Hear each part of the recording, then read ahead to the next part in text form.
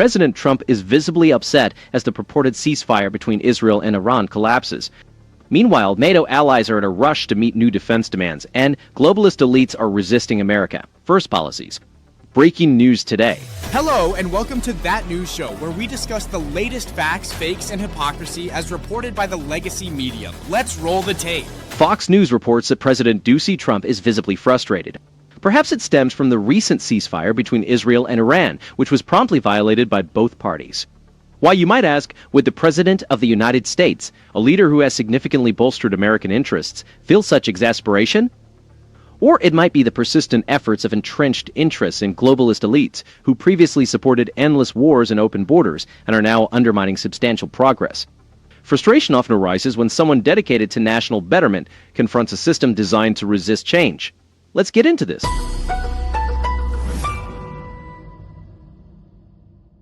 I didn't like plenty of things I saw yesterday. I didn't like the fact that Israel unloaded right after we made the deal. They didn't have to unload. And I didn't like the fact that the retaliation was very strong. I think they both violated it. Yeah. I'm not sure they did it intentionally. They couldn't rein people back. I don't like the fact that Israel went out this morning at all. And I'm going to see if I can stop it. So as soon as I get away from you, I'm going to see. Well, shortly after that, the president posted this on your screen: Israel is not going to attack Iran. The frustration many Americans feel toward endless Middle Eastern conflicts is palpable. Remarkably, even after Operation Midnight Hammer, the largest deployment of stealth bombers in history, President Trump refrained from advocating for regime change or additional ground troops. Both Israel and Iran must understand that American support is conditional on their restraint and respect for agreements. It's exhausting for Americans to watch our nation repeatedly drawn into these conflicts, especially when peace seems unattainable. The recent events are a stark reminder of the importance of vigilance, prioritizing American interests, and resisting the failed policies of globalists and the left. Iran's missile attacks on Beersheba killed innocent civilians, and Israel's retaliatory strikes only perpetuated the decades-long cycle. Under Trump, NATO countries are being pushed to contribute their fair share, signaling an end to Americans shouldering Europe's defense costs alone. Despite a clear agreement requiring both Israel and Iran to stand down, violations occurred almost immediately. Contrast this with the Democratic Party's strategy, which leans toward endless nation-building and less stringent expectations for NATO allies, burdening American taxpayers. The American public's skepticism toward foreign policy experts who have entangled us in costly conflicts is justified. His administration has set clear boundaries: no more blank checks for endless wars, and no more allowing allies or adversaries to set the terms.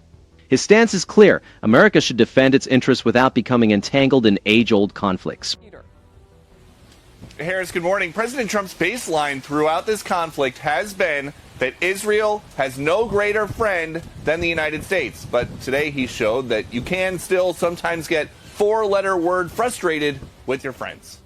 Iran launched missiles into Israeli civilian areas, and Israel retaliated with strikes on Tehran's military and nuclear facilities. Now the policy has shifted. Recent events underscore this point. Even our closest allies can strain our patience. This ongoing cycle of retaliation deepens American skepticism about our involvement in these enduring conflicts. This change is influencing our relationships globally. When they don't, our frustration is both justified and necessary to make clear that American support is not unconditional. The days of globalist appeasement and endless intervention are thankfully drawing to a close. The divide on these issues is stark. While the left advocates for continuous global engagement draining our resources, the current policy emphasizes strength, prudence, and America first principles. The recent ceasefire between Israel and Iran crumbled almost immediately, with both nations resuming hostilities. Allies, including Israel, must respect our terms and interests.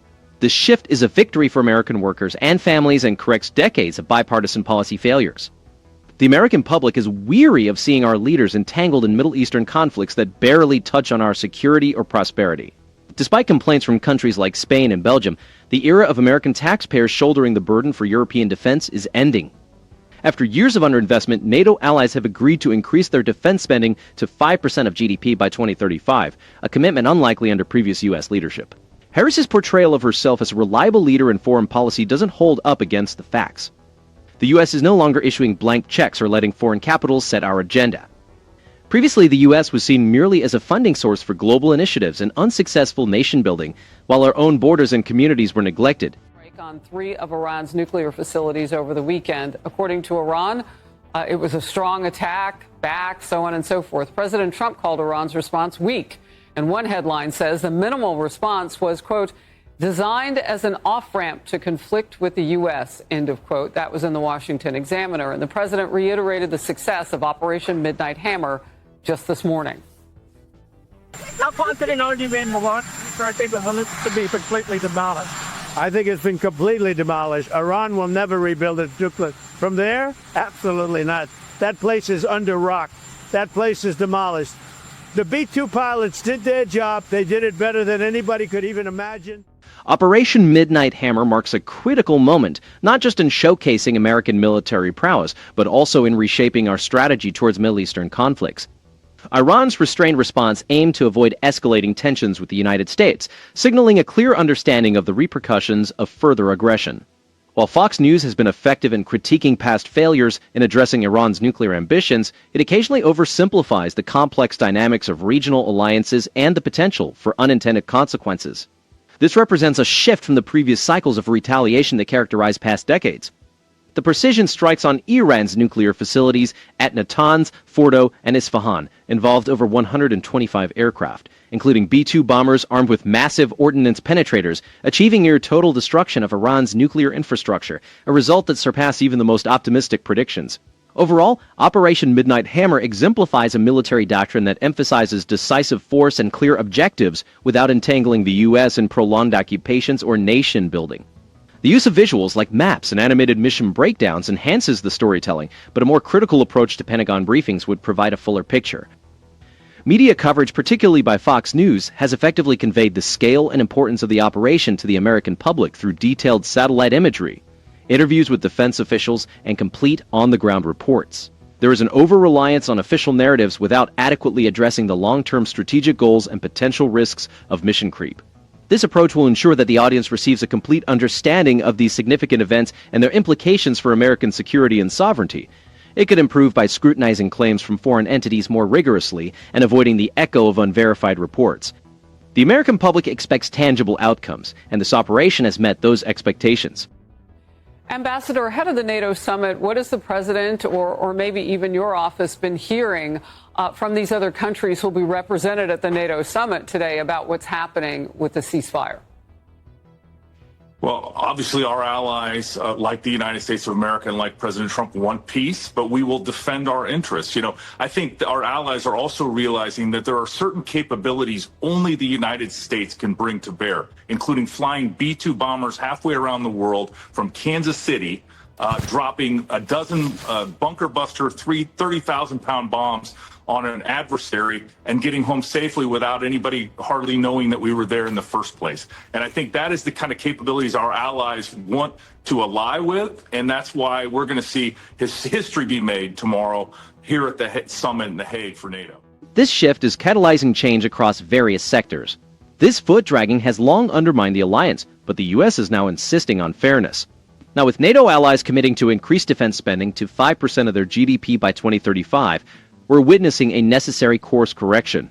The old way was akin to sharing a restaurant bill where friends indulge in steak and wine, and you, sticking to a sandwich, are left to cover the tip.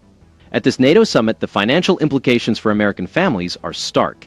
Economically, when America stops acting as the world's piggy bank, we can focus on strengthening our economy and securing our future. Some countries like Spain and Belgium are resisting, citing budget constraints and deeming the spending increases unreasonable. With American support now tied to clear expectations, our generosity has its limits. This common-sense policy resonates from the heartland to the coasts and marks a shift from sacrificing American prosperity for international approval to an era of mutual responsibility and respect. For decades, U.S. taxpayers have shouldered the burden of European defense as Washington elites, particularly under the previous Democratic administration, treated the Treasury like an open bar. As NATO allies convene in The Hague, the message is clear. The days of empty promises and free rides are over. Consider the practical implications. American workers have long seen their taxes diverted to subsidize the security of wealthy European nations, which often spend more on social programs than on their own defense.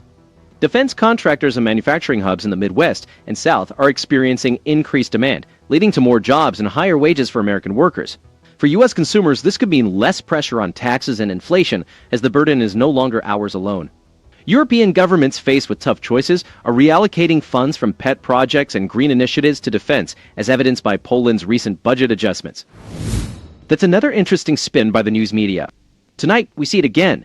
When Republican leaders counter the relentless criticism from the left, the media, and entrenched bureaucrats, they are labeled as frustrated or worse.